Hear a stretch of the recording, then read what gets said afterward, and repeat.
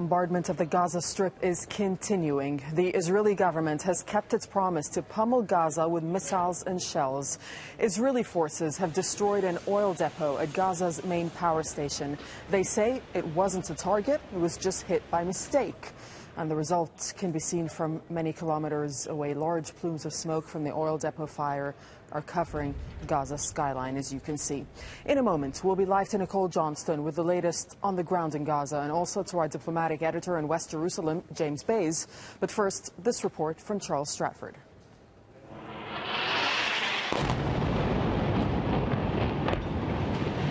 Flares and explosions light up a night sky over a terrified population. Another blast, more destruction, more death in Gaza.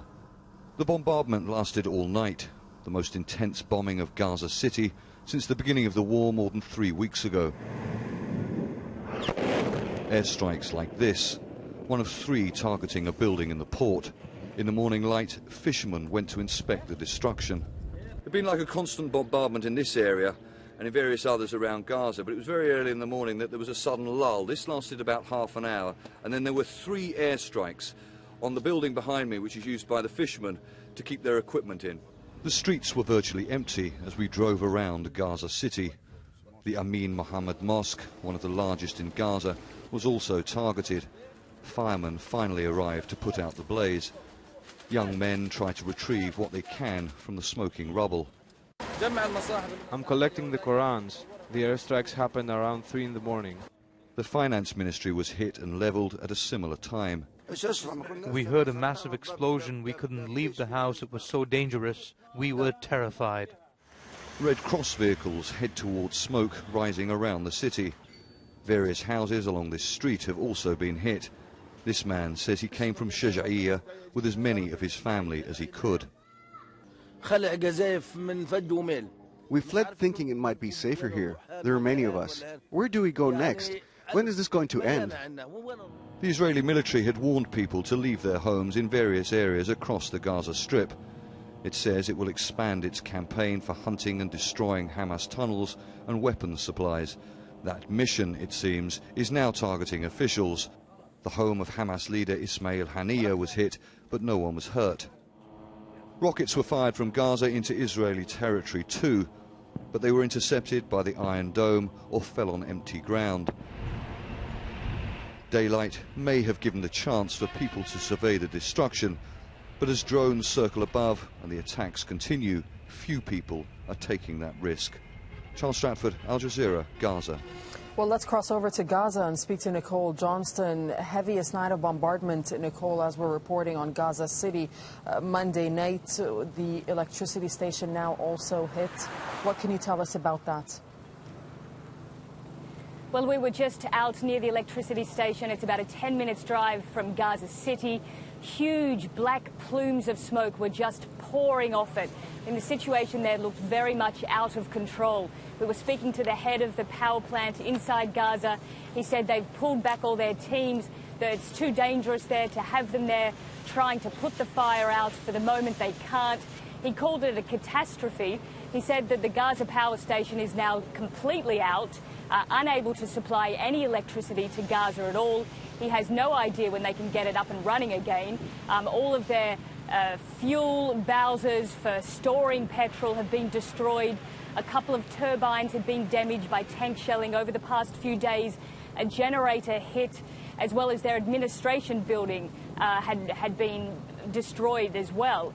So he said this is not the first time it's happened, but this is the worst, and he was really at a loss to try and work out what to do next. He said it will take months and months to do repairs, to get in everything that they need, and in the meantime, Gaza is going to go through a terrible period of even less electricity than usual. He was saying it could well be just a couple of hours every 2 days that people will get, if they're lucky.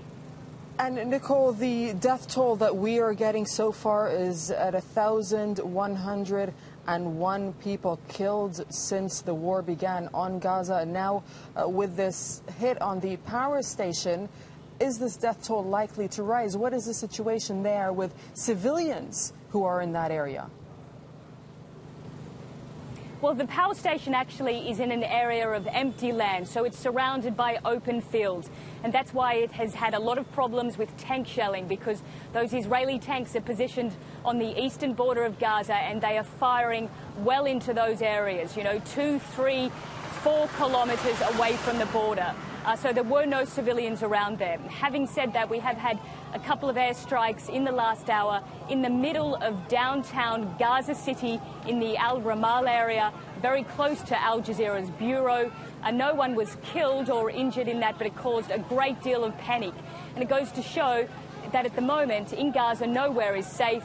Israel tells people to leave certain areas, to move into Gaza City. And as we've just seen in the last hour, more airstrikes inside Gaza City. And we had an evening of airstrikes and shelling all over Gaza City as well. All right, Nicole, thank you. Nicole Johnston reporting from Gaza. Well, let's take a look at the impact that this conflict has had on people. 1,101 Palestinians, as we're reporting, have been killed since the fighting began 3 weeks ago. 6,500 have been wounded. On the other side, 53 Israeli soldiers and 3 civilians, including a Thai national, have been killed.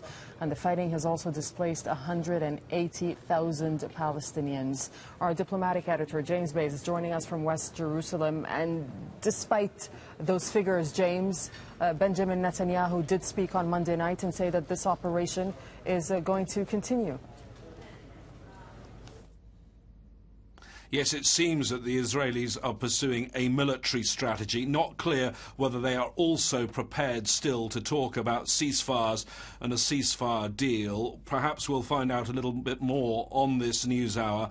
In the next hour, I'll be speaking to Naftali Bennett, who is the economy minister and a member of the security cabinet. So we'll put that point to him. But the best indication so far of Israel's strategy, as you say, came in those comments late Monday night by the Israeli Prime Minister Benjamin Netanyahu.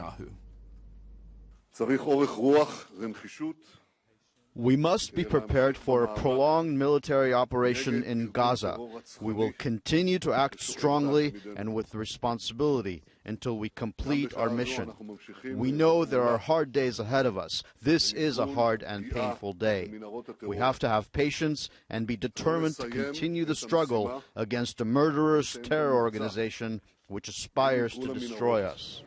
And there is a bit of a lack of clarity, I should say, James, when it comes to the Palestinian Authority and whether or not they will be going to Cairo along with Hamas and Islamic Jihad officials. What do you know on that? What we can confirm is they're certainly talking about it, and there are some pretty advanced preparations for a possible visit to Cairo, possibly led by President Mahmoud Abbas of the Palestinian Authority, and possibly involving, it seems they've said yes, a Hamas component to that delegation to go and speak to the Egyptians. Of course, that is just one phase. They speak to the Egyptians. Can they then come up with a proposal that could be put to the Israelis? That, of course, is very complex, because we know all along the ceasefire deals that have been proposed have been rejected by one side or the other. Both Israel and Hamas don't want to go back to the status quo. They want something different out of a ceasefire deal. Israel wants demilitarization of Hamas. Hamas wants the siege of Gaza lifted. And James, just back to Netanyahu for a second and how exactly his speech was received by the people in Israel.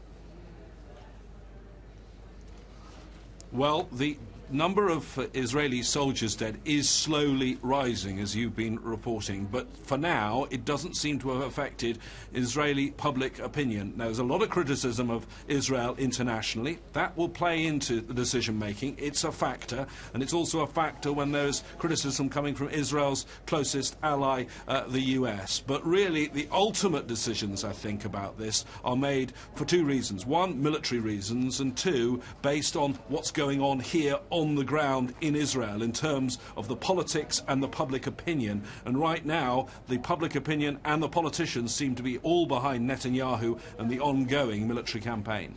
All right, James, thank you. Our diplomatic editor, James Bays, reporting from West Jerusalem. Well, children do make up a high percentage of Palestinian casualties in Gaza. Hundreds have been killed, but many more are wounded with long-term injuries. And this was the Al-Shifa hospital on Monday, where dozens of children were brought here after the playground that they were playing in was hit.